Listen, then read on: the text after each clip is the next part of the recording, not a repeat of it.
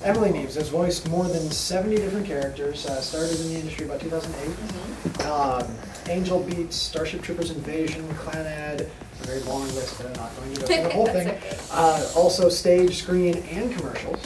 And semi-finalist on American Idol. Yes. So Yes.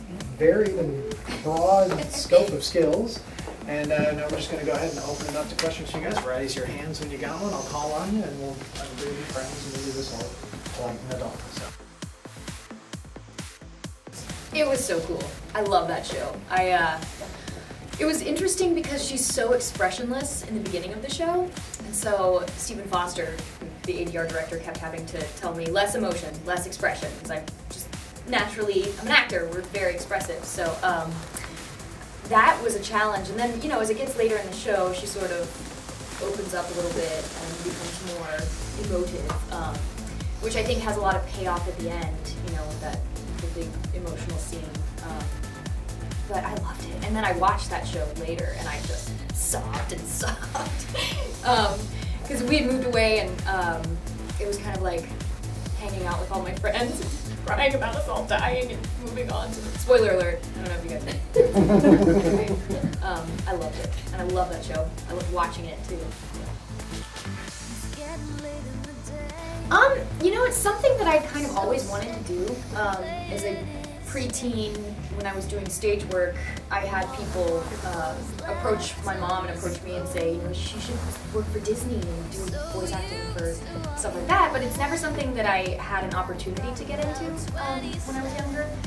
And then I started doing stage work actively in Houston, and I met Andrew Love, who later became my husband, and we were really good friends, and he said that it was ADV back then, was looking for female talent, and so I went in and I auditioned for Stephen Foster and got a small bit in a bit role in Kiba, and kind of fell in love with it. But I'd always liked anime in high school, you know, shows like Akira and Vampire Hunter D and things like that, so it was kind of a, sort of a, I don't know, dream job.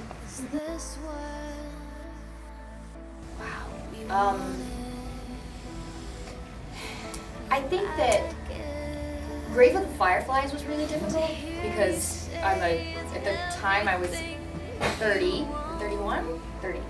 playing a 2-year-old, so that's a real challenge. You know, I mean, my voice naturally is not super high. I mean, so I staying all the way up here the whole time, and then trying to emote and trying to, you know, convey the struggle of these poor children, you know, war-torn and all that, laughing and crying, but staying like way up at the very top of my register. That was really difficult. And then I guess likewise, Inga and Ungo was really difficult. Sort of, not for the same reason, but for similar reasons. You know, trying to stay in the little boy part of my voice when that was appropriate, when I was playing a little boy, and then jumping to the true form.